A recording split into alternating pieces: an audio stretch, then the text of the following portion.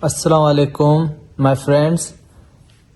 Today I'm going to teach you the uses of apostrophe. Apostrophe is a punctuation mark. Today I have chosen apostrophe topic because it is very important topic. Apostrophe shows possession. Rule number one. Rule number one is possession.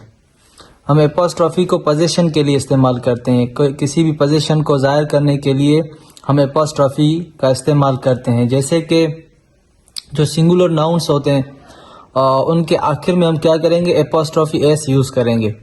जैसे कि अलीज़, देखो अली लगाया मैंने, अली है, अली के बाद मैंने apostrophe रखा है, apostrophe S. Ali's car means Ali की गाड़ी या अली का कार. अली का कार ब्लैक कलर में है, ठीक है, अली कार इज ब्लैक. और दूसरे नंबर पर मैंने रखा है जैन. एग्जांपल 2 है Jain. Jain apostrophe S, Jain's book was stolen means Jain का किताब चोरी किया गया. और उसके बाद तीसरा एग्जांपल है कि बॉयज जैकेट. ठीक है, यहाँ पर सिंगुलर नाउन की बात चल रही है, प्लूरल नाउन की बात नहीं चल रही. हम सिंगुलर नाउन में इस्तेमाल सीख रहे हैं किसका, एपोस्ट्रॉफी का.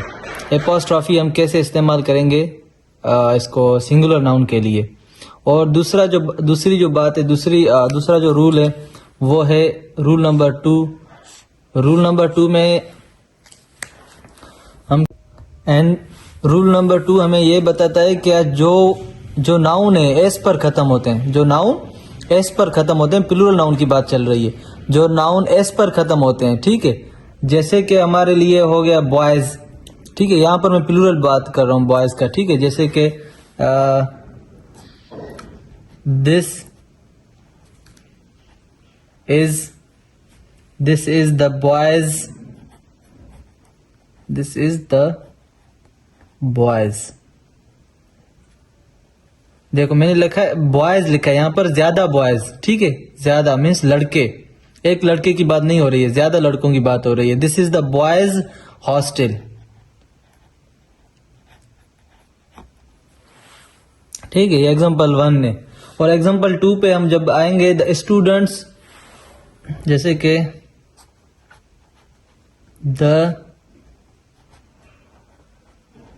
द स्टूडेंट्स, यहां देखो ये भी स्टूडेंट भी एस पर खत्म होता है, ठीक है, क्योंकि प्लूरल है. तो हम इसके आखिर में एपोस्ट्रॉफी लगाएंगे, बस इतना हमें करना है कि इसके आखिर में एपोस्ट्रॉफी लगाना है और कुछ भी नहीं करना. द स्टूडेंट्स डेस्क वर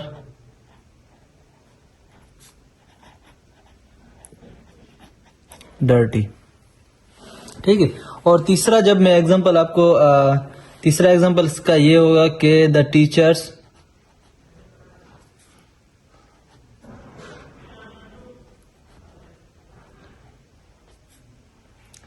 लिखना है, ठीक है, इसके आखिर में हमें क्या लगाना है, एपोस्ट्रॉफी.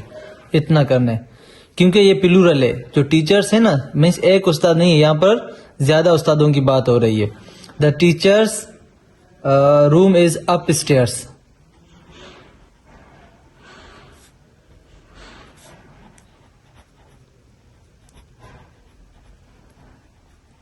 Up stairs. और जो रूल नंबर 3 है हमारा,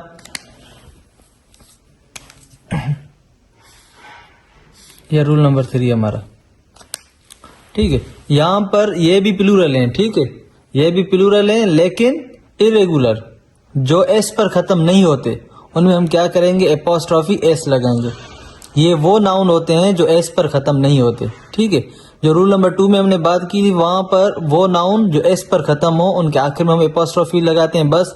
और जो रूल नंबर 3 है, यहाँ पर भी प्लूरल है लेकिन ये एस पर खत्म नहीं होते. जैसे कि हमारे लिए हो गया चिल्ड्रेन है, जैसे कि चिल्ड्रेन को हम इस्तेमाल करके देखते हैं.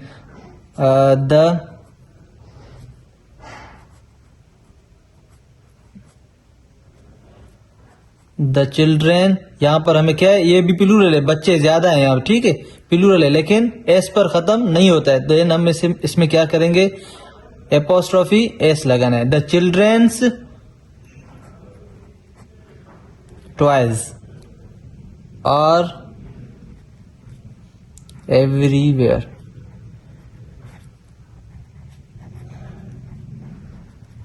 एवरीवेयर, ठीक है। और दूसरा जो इसका एग्जांपल है वुमन, ठीक है। वुमन भी देखो वो भी एस पर खत्म नहीं होता है, ठीक है। जैसे कि द वुमन, ठीक है, ई एन लगाना है क्योंकि ज्यादा है, प्लूरल है, ठीक है। वुमन देखो यहां पर भी एस पर खत्म नहीं होता है, लेकिन यहां पर ज्यादा औरतें की बात हो रही है, ठीक है। तो हम क्या करेंगे, एपोस्ट्रोफी एस लगाना है यहां पर भी हमें। रूल नंबर 3 ये हमें बताता है, ठीक है। द वुमेन्स यूनिफॉर्म्स,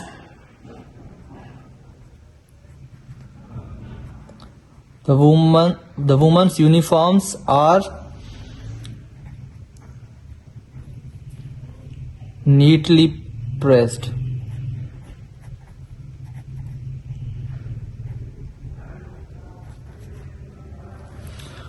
और तीसरा जब मैं एग्जांपल आपको अभी दूंगा वो ये है कि द मैन, एम एन लगाते तो फिर एक आदमी होता है, लेकिन यहां पर ज्यादा आदमी की बात हो रही है। M E N A means ज्यादा आदमी, लोग, ठीक है।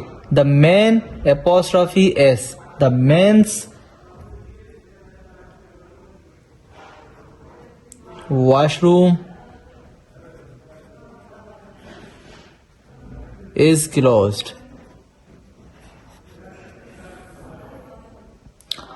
और इसमें ये नहीं होगा कि जैसे कि अगर मैं आपको एक और एग्जांपल दे दूं कि जैसे कि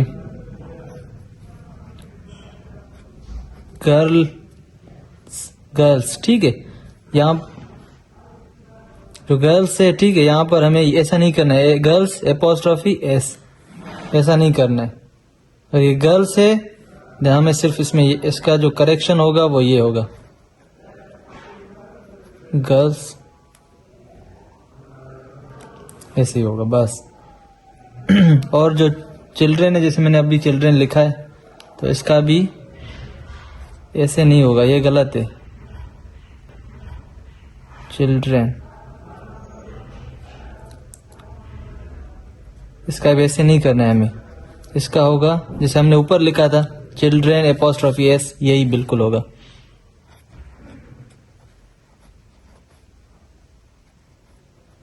चिल्ड्रेन एपोस्ट्रोफी एस, ये दोनों करेक्ट हैं, ये दोनों इनकरेक्ट हैं।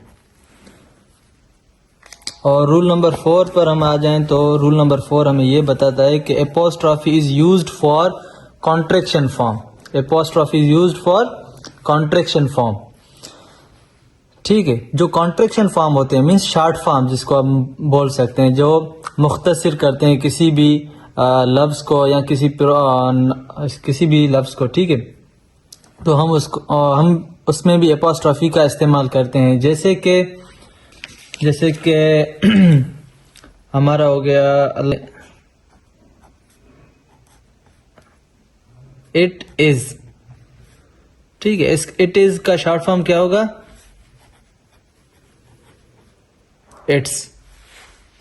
और दे आर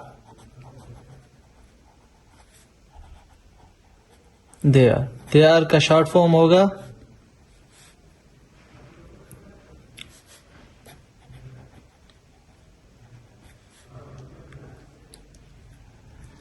देयर, ठीक है। यहां पर इट इज, इसका शॉर्ट फॉर्म होगा इट्स, इट लगाना है, ठीक है। आई को खत्म करना है, इट के बाद एपोस्ट्रोफी एस, इट्स, ठीक है।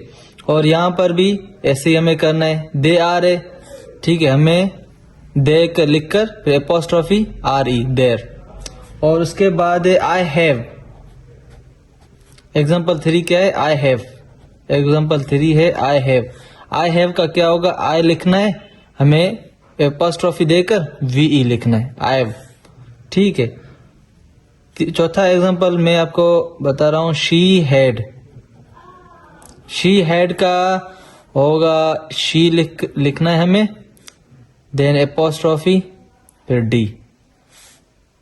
और उसके बाद एग्जाम्पल नंबर 5, डू नॉट।